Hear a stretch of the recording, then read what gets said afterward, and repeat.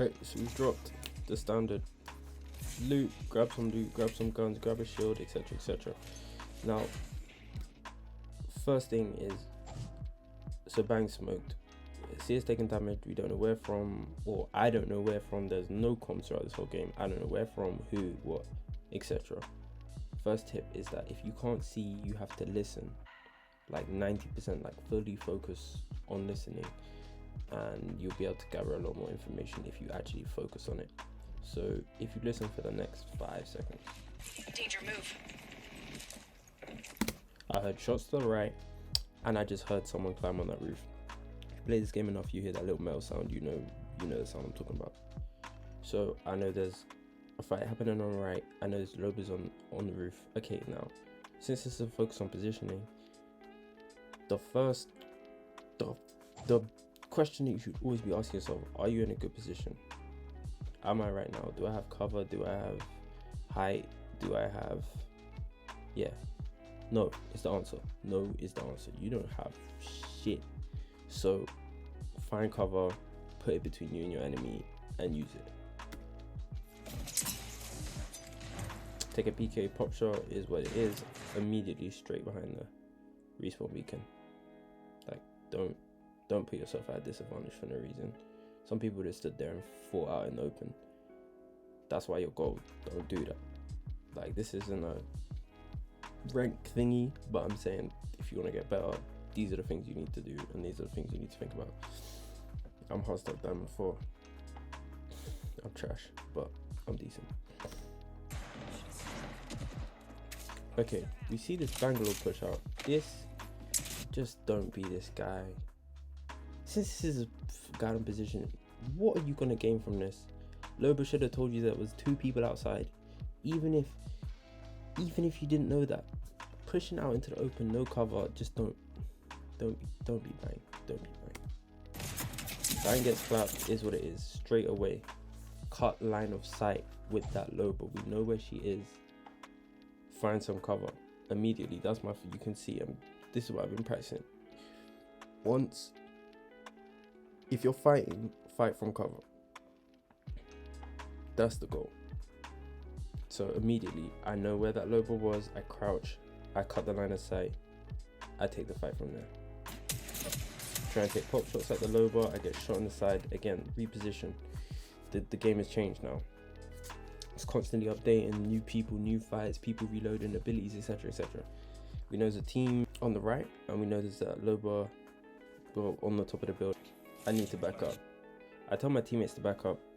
I don't think they do, but the reason why I'm in a better position than them, one is because you need to think about the next 5 seconds. If you always assume that, let's say, everyone's going to push you, obviously there's a bunch of factors that you can't always account for, but if you assume that everyone's going to push you right now, let's say the Loba pushes my teammates. I mean, they got white shields, she might know they're cracked, etc, etc. Let's say the Loba pushes, and then that team across the bridge, or like straight ahead north, pushes as well. They're dead. Like, they're dead. So what I've learned from being these guys is that you need to assess what's going to happen. You need to predict the future. Like, what is going to happen next? Where's the best place I can be 5 seconds from now? You know, because if you only take into account what's happening right now, is you'll be out of position. It happens. I've tried. I've died countless times doing that. So the reason that I'm saying that they should back up to at least where I am is, one, it means that if Loba pushes me, I can dip behind the box behind me. If that team from north pushes me, I can also dip behind the box behind me, and I can use this cover of this building or the inside or the roof, etc, etc, to, play the fight, win the fight, fight people, etc, or run away, whatever I need to do. Right where they are, if they get pushed, let's say, if the team from north pushes or Loba pushes first, vice versa, and someone tries to add third party, they have no room to outplay apart from gun skill, and you don't want to put yourself in that position. So I tell them back up. They don't. It's fine. again, immediately taking height and trying to like reassess the situation. Did the team from North push? It seems that they didn't. I checked the bridge, no one's there. Loba, I think she was on CS scan a second ago. Anyway, that roof is clear, no one's there. So now that I've reassessed the situation, you know, and they didn't push, we can take it from there. Okay, so I'd skip to the next fight. We cleaned up a couple kills, nothing really to learn. There was just stragglers. You know, them random lifelines that just run across fields with white shields and Mozambiques. Anyways, spot a new team. Hit the fuse for, it doesn't matter what I hit him for. When you encounter a new team, especially at this range, medium range, you're just trying to find out what legends they have and what shields they have, if you can. I hit a fuse for purple, so I know they have a fuse on purple shield. I'm about to hit a Jibby with purple shield, so I know there's two. There's at least, well, there's two out of the three, and they both have perp. My positioning is also in a way where I'm trying to make the Gibraltar see the least amount of my body as possible right now, so that I can see Jibby's out in the open, bad position. Me, I can dip back to cover straight away. This is what I'm saying. Focus on positioning and you fly. Anyways.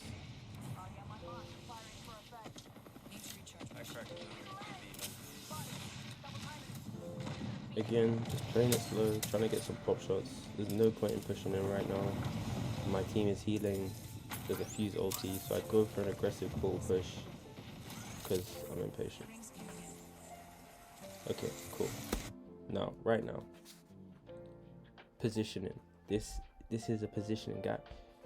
So I went for aggressive portal play, that's fine. I've left my portal in cover, tried to get angles on this team. Right now,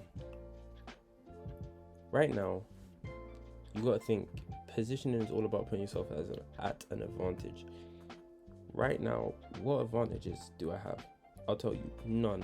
What disadvantages do I have, or what advantages do Wattson have, who is the third character, by the way? So you gotta always just tag these things. She has her gun out.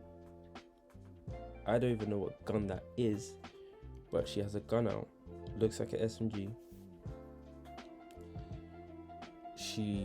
I am caught in my animation, as in I have not even my just melee out. I have nothing because I've just put my portal. I have no abilities. They're all on cooldown, and I have no cover. Neither does she, but right now the fight's in her favor. So what do? Reposition. If the fight is not in your favor, reposition. That means dip. I run. Nah. I get out. Also, thing to note is that taking unnecessary damage is so bad for the team. Like, people don't think about this, but if I have to heal now, let's say I have to heal now, and as you can see on your screen, Bangalore pushes in.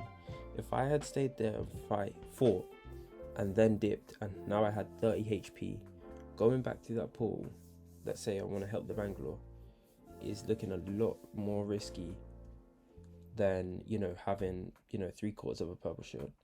So you want to minimize damage as much as possible, especially in that situation. I just have no advantage. If I get beamed, I get beamed. If she gets beamed, she gets beamed. But there, you don't even want to take that if you can.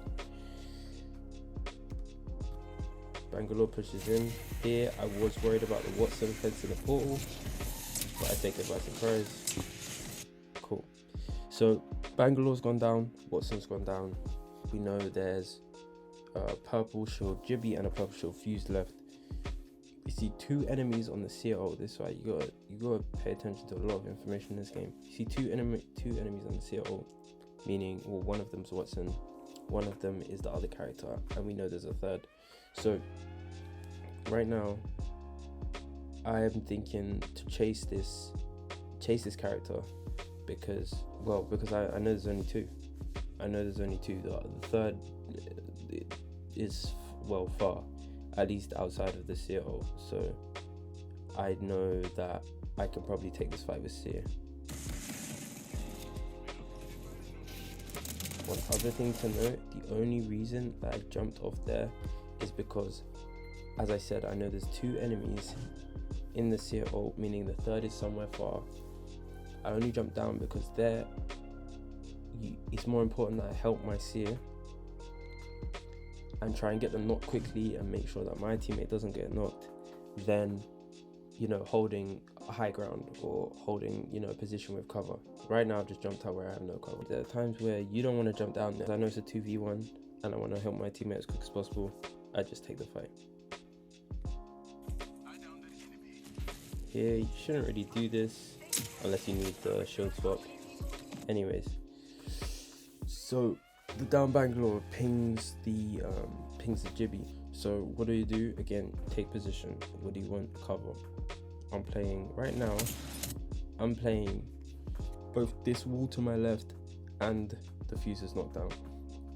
Like purposefully, I don't move. I take my shots from behind the shield because let's say the Jibby was to turn and be me right now, he'd have a much harder. Well, obviously, it's harder to shoot a target that has cover than it's not, because less of my body's exposed. So even though the Jibby isn't shooting at me, I'm still playing from cover. So if he were to switch, let's say he has aimbot, it's still, well, I'll be dead, but you know, it would still be harder to shoot me where I'm positioned than to just, you know, run into him because I know it's a 2v1. Take some nice shots. Jibby's moving in predictable patterns. Now, the only reason I push that there is because I see the Jibby's full send in my seer. If the Jibby wanted to fight me, well, good luck. I have all the cover. He has to run up a ramp. This is why I'm just always putting myself in a good position. And this is the focus. You always want to put yourself in good positions. Never take 2v1s. Again, situational, but 9 out of 10 times, never take 2v1s. Always put yourself in cover. Always think about cutting line of sight. So Jibby full sends my seer. I pause a second there just because if he wants to look back down over me and peek that little head glitch, then I'm ready with the PK, but he doesn't. That's a quick cleanup. Easy cut. Got a wingman and a PK. Listening up. Okay, cool. So here we see, so we get pushed again. I see the Bangalore fighting downstairs. Now, my immediate thought was take height, you know, or well, it was between taking height and helping the bang. The reason why I didn't help the bang is because I was staring at a health bar while climbing this roof with seer. It's because one, I want the height, but two, I want to fight my teammates. Since bang didn't take that much damage, I thought she was fine, and I thought it makes more sense. I'm closer to the seer, so even if bang does go down, then let's say we leave her in a 2v1 and me and seer take a 2v1 on the roof, we can even it up rather than me going splitting off trying to go help the bang. Let's say she goes down, I'm now in a 1v1 1v2 and leaving seer in a 1v1 1v2 maybe, you know. So I just go for the height. I can't tell you that's always the play, but I'm just saying that's why I did it. I go for the height, and now I'm thinking, well, bang has reset, she's popping shield cells, and I hear no gunfire, so she must have warded them off, fended them off. And now I'm just thinking, again, I can't see anything, so I gotta listen. I have no idea where they are. It makes no sense. Bang was fighting someone downstairs. Here fights. I drop down, but I climb up again, and this is because you don't want to take the same angles as your teammates.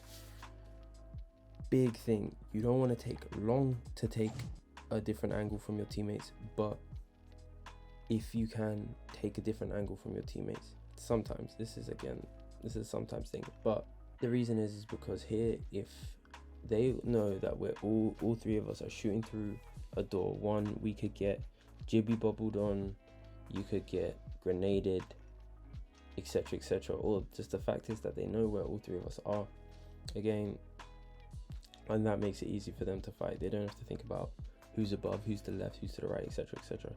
They just know, they know where we all are. There are arguments to be made for also, you know, just sticking with the team in that situation, and you know, I can't go against those. But that's just what I chose to, that's my thought process, you know, that's just what I was thinking. So they're fighting, I'm trying to take the high. I completely mess up. Dip. I see there's two of them. So that was my thought. I completely messed it up. But that's why you practice, right? So I haven't done shit. Bangalore's almost dead. I see there's two enemies here, so I'm going to start backing away towards the door and trying to take a better position, because right now I have no cover, no nothing. So again, yeah, I see there's a 1v2. I get caught in my box. Again, as soon as I see that lifeline, I was willing to fight Octane because it's a 1v1, but even though I would have been at a disadvantage, I would have used the beam in the middle of the room. But as soon as I see that lifeline again, and there's Octane on the left side of the door, and I know there's a lifeline in front of me, 2v1, never take them. Phase out and try and reposition, heal up, group up with the team. So we got out, I called that they're rezzing. See, you know, maybe my team can use that information, try and call out as much stuff as you can. It just helps other people make better decisions. Yeah.